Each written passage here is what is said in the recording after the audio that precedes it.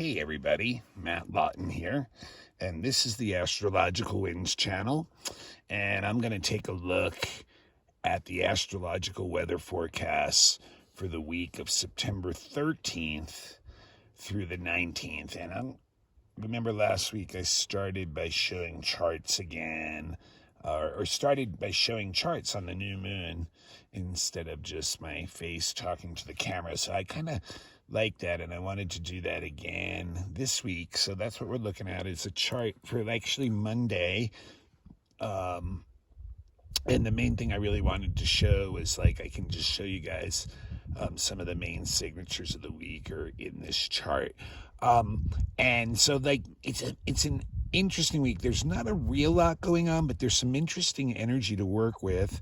There's a little continuation of the story of last week with the Jupiter Eris sextile, and an opportunity to make like positive changes in the patterns in life. So I want to go through that a little bit, and that's actually more towards the end of the week. And in the beginning of the week, Mars actually changes signs, goes into Libra, and the Sun and Neptune have their annual opposition this week too. So there's a few things to talk about here. So let's start with that. So because as you can see in the chart here, here's the Sun and there's Neptune down there, and you can see 21, 21. So they're on Tuesday, they're going to be exactly opposite. And on Monday, why I kept the Monday chart up is you'll notice the moon in Sag here on Monday, and it's an exact T-square, this red triangle here. The moon squaring the sun, first quarter or a second quarter square to the sun, and then we also have it squaring Neptune. So this Sun-Neptune opposition is going to be a lot of the energy we feel at the beginning of this week. And, normally this can bring a lot of confusion.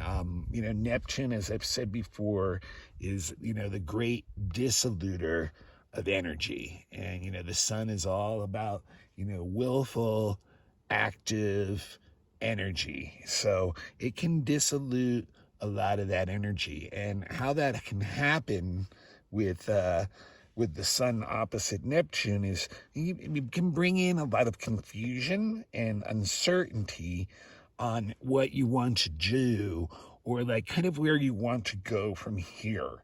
And it's because we've become more aware of subtle energies that, Neptune puts us in touch with the subtle world. It's all about like psychic energy, that kind of energy. It's tapped into the great unconscious, collective, unifying force field type energy. So that's why it can dissolute a lot of the physical kind of world type energy, and can leave us, especially when our sun's involved, can leave our like ego, that kind of part of us, the will, really kind of confused. But like I said, so we become aware of like these subtle energies in our lives, and when it's in opposition, it's usually because it's been brought in by another person, or like some kind of relationship kind of situation, that we've kind of like maybe run into,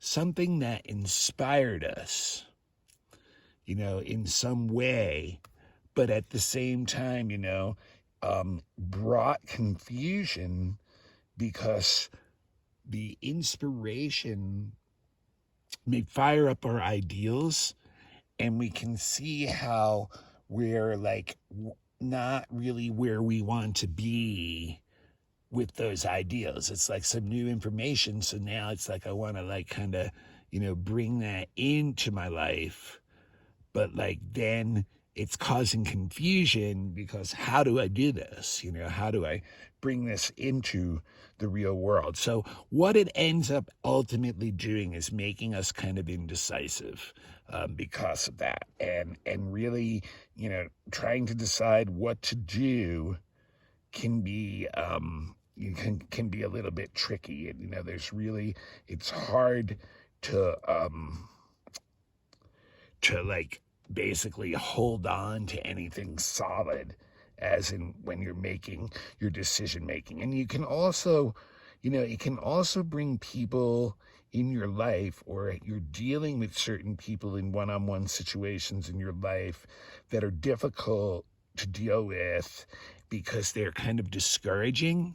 They kind of bring you down, you know, and may not like support what your ideals are and where you're trying to go. So that can almost feel like they're sucking your energy away. There's that dissolution of Neptune again. And that, once again, can lead to a lot of confusion because, you know, if you have people in your life and you're making these changes, then you're kind of like feeling like you want to make changes based on, you know, new energy in your life, then it's kind of like, you know, maybe difficult for them to, you know, deal with that. And so what we can do a lot of times is collapse, actually, and not do that, and then play the victim or play the martyr in this situation. And we have to be aware of that you know, it's easy to just kind of like give in. And so it's really, you know, whenever Neptune is involved and we're embodied in a physical body, in a physical world, it's always going to be about a test of boundaries too. So it's going to be one of those things of like, you know, where we're really going to have to be clear with our boundaries. But it is not a good time for real world negotiations in business, any kind of contracts, agreements, things like that. And the reason being is there's going to be information you don't know about that's being hidden from you, quite possibly purposely. And so it's like a lot of covert energy you may actually be contributing to yourself by not, you know, specifically giving all the facts and details you may need in that kind of relationship too, that's trying to hammer out an agreement. So and it literally can get to a point of out and out, like, you know, lies, deceptions, covert maneuvers, which all, of course, once again, adds to the confusion of this. So but you know what this can be, this square, and you know the square is always a challenge, is that, you know, it can be an opportunity to find what is like, you know, what we call like a soulmate kind of partnerships, different kinds of partnerships with people that start up that you've kind of aligned with over those values and ideals. So it's like almost like more of a spiritual connection, you know, otherworldly psychic connection with people that you're sharing those, and just having like this empathic, emotional connection with those people. And so very interesting energy there. And I'm sorry, I lost the screen here. There it is. It's back. Very interesting energy there that we can use. But, you know, you just have to remember it's going to feel nebulous this week no matter what. It's because it's new stuff and it really hasn't settled. And so it's not really taken root in the real world yet. So on the same day, on Tuesday, on the same day that, you know, the sun is exactly, you can see Mars here at 2912 of Virgo. And that means that tomorrow, on Tuesday, it's going to go into Libra. Now, when Mars goes into Libra, traditionally it's very weak there, or considered weak there, and that's because it's in what we call its detriment. And the main reason why is really this, you know, it's like, you know, these old rulerships and stuff were based on, like, you know, a more traditional society. So like Mars is all about the individual taking action, and Libra is all about having to check in with others first. So that doesn't like really, Mars doesn't like that. You know, Mars, when it decides it wants to do something, he just wants to go. So, you know, the warrior just wants to go. So when it goes into Libra, you know, it has to like consider its effect on others and other information. So it can slow down the decision-making process and can even seemingly, create like indecisiveness, and so it's just but it's interesting because Mars, I really think in this day and age it's good when Mars is in Libra, actually, because we have such a like yang, male oriented, aggressive, active type of society for the most part in the world, that like when Mars goes into Libra, it takes some of that edge off. And I think, people can like maybe look for more peaceful solutions to the distress in their life and the conflicts, I should say, is a better way to say it, the conflicts in their life. And it's, it just, instead of being like a warrior that's like going out for itself, it's more like a warrior for everybody. So it's like being a peaceful warrior would be a excellent way of manifesting Mars in Libra for the next few weeks. And, it's interesting too, because it is, Mars in Libra will go to war too. And in fact, many of the greatest generals in history were strong Libra energy. And it's because, people will go to war over what they think their version of peace is. So that's, one of the dangers of Mars in Libra too, that if it does get backed into that corner like that, it will, literally go to war for what it believes in if it's pushed to that point. But it is going to try to work things out. It is going to try to work cooperatively with others and make compromises and try to align its actions with other people. So this is a great time to do that. You remember, Libra can get competitive too, especially in one-on-one situations. So there's that's where some of the indecision can come in too. But this is a Mars energy that wants to fight for what its version of fairness and justice is. And like I said, it can at times take a while to figure that out and seem indecisive. All right, so and then if you remember last week, I talked about the Jupiter sextile Eris, and how we can think about Eris, the goddess of chaos, in a positive way, because chaos is one of those words that just really, can be a triggering kind of word.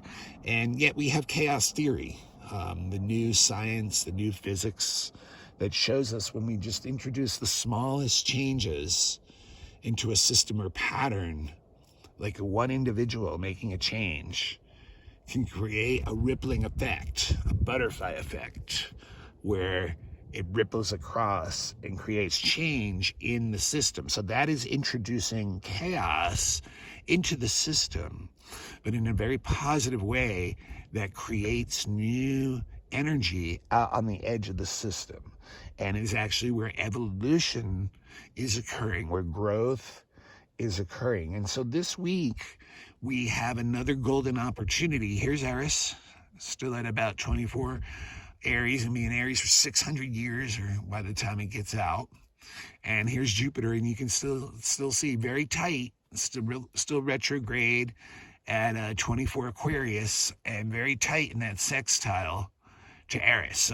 So the opportunity is still very right. And this week, the sun, you can see it's at, about 21 here on Monday. So by Thursday, when the sun moves about a degree a day, it will be also at 24 degrees, which will be forming what we call a yod, which is two quincunxes of the sun going to Jupiter and Eris, which looks like a arrow or finger pointing in one direction, and very fateful type energy. This means that a lot of us are going to be called into this positive chaos energy this week, that things may occur this week that seem out of our control. seem like the world is pushing us in a certain direction, down a certain path. And if we resist that path, if we try to even change what that path is, we can easily go astray and get into like wreckage, accident, thing like that. So the best thing to do with these yads is to allow the ride to occur on that path, and make, and it will usually bring us to a very positive place of change where we can let go of a lot of old things, and in this case introduce some new chaos, some new energy into our patterns that'll start to change our lives, the sun, our life path, our journey in life. So it's very interesting now, with the sun and Jupiter together, that can really jack energy up. And when you think about Eris, what is she going to do? She's going to jack it up too. So I think what's going to be the most difficult thing about this yod is to get so jacked up about like what you want to introduce of the changes into your patterns, that positive chaos may be like too much at once, or trying to make too big of a leap, or getting into the mindset that just the idea of it alone is enough to do that. Which, yes, that can seed it. Our thoughts seed what happens. But when there's a sextile, when there's an opportunity, we have to take the opportunity. Many times we won't actually run with it. And things will feel really good about a lot of the things we learned and stuff, but we might not take it nearly as far as we can.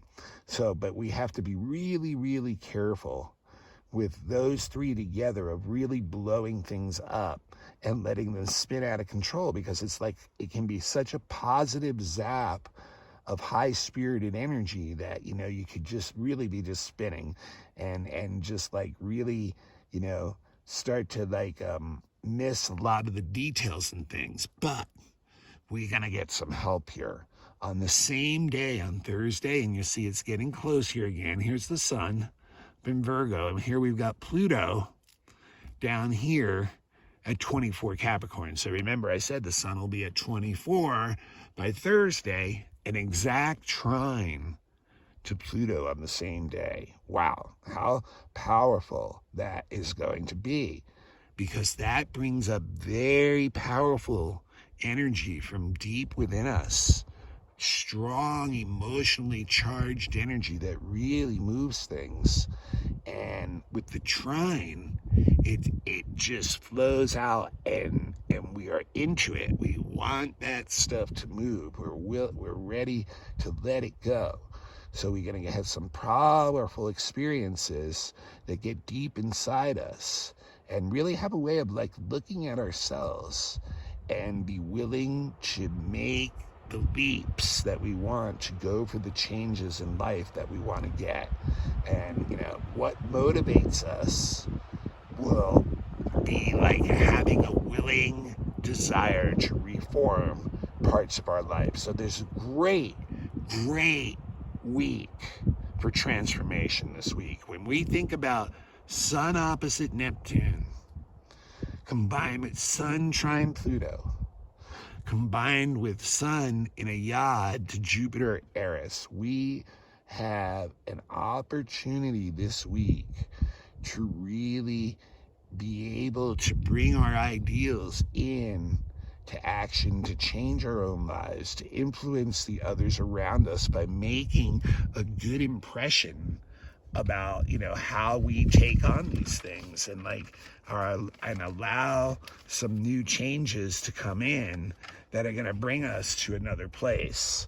So it's a very, very powerful movement of energy this week, and we can really clear a lot of blockages, a lot of psychic debris, can really, really find new ways to change our systems and get more out of like what we're doing with others and transform everything around us. Now, I wanted to talk about one last aspect this week, and this one's probably the toughest one of the week. It comes at the end of the week on Friday, and you'll see Venus is up here in Scorpio, so still in detriment, which I talked about last week, and it's going to square Pluto or it's going to square Saturn. I'm sorry, it's going to square Saturn here in Aquarius by Friday. And so that can be a tough one. It can make us really take a step back from the relationships that are important to us right now and really assess them and really do a cold, sober look or wash of them and decide which ones are worthy of our real time and effort and which ones are not, which ones are inhibiting us from moving forward. So it can make us feel a little bit lonely inside, and because of that, it can make us feel like, that we can't quite ever completely relate to other people and how we really feel inside. So it can kind of make us feel like we're on an island on that level. But, it really is like one of these things where we're measuring what we put in versus what we get out of different relationships and really giving that a sober assessment. And it will favor, more stable, solid, business-like, non-emotional type relationships. Those type of relationships can get some work done if they've come to an agreement of the value of that relationship. And it will be a little bit tricky at times finding that, because Mercury is going to square quincunx Neptune the same day, which can definitely get our ideals a little bit mixed up and not quite clear. But yeah, so it may be a day, it's Friday going into Saturday a bit, and it may be some time where you may just need some downtime alone to assess the state of some of your more current serious relationships. All right, well, that's it for this week. I think it's really a good week for some change. It's not gonna, it's kind of like, the Neptune thing is gonna make it a little bit nebulous in the beginning, but I think, if we can allow the path to unfold before us, and when we get the supercharges of energy, not allow it to make us go into a state of where we're spinning kind of out of control, try to bring it back down and bring some transformation in, and we can get a lot of self-transformation out of that, and also have that change the world around us. So real transformative opportunities this week. All right, I'm Matt Lawton. This is the Astrological Winds channel. It is on YouTube every week on Monday. It is a free service. The best way you can pay me back is to please pass the link along to somebody else who might be interested. If you'd like to give me a donation, that's fine. My Venmo, my Zelle can be looked up under my email or last name. It's Matthew Lawton, Lauten, and my email is matthuE823@gmail.com. I am also available for all kinds of readings. Been doing professional astrology readings now for 19 years, and birth charts, natal charts, or birth chart reading, predictive reading, where I do an astrological weather forecast for your next year, very much like this blog, and relationship charts, children's charts, election charts for the best timing of an event, horary questions, if you have a question that you just can't seem to get the answer to, fixed star readings for deeper soul purpose. Also available for astrolocality services if you're looking to move somewhere else, looking for the more powerful spots on the planet for you. So yeah, all that's available too. And once again, the email is matthuE823@gmail.com, and drop me an email. We can talk prices. And also the blog is also available on all kinds of podcasts. Just go on to, any podcasts. I know it's on Apple, iPod. It's on like 15, 20 podcasts. So just look up the Astrological Winds channel.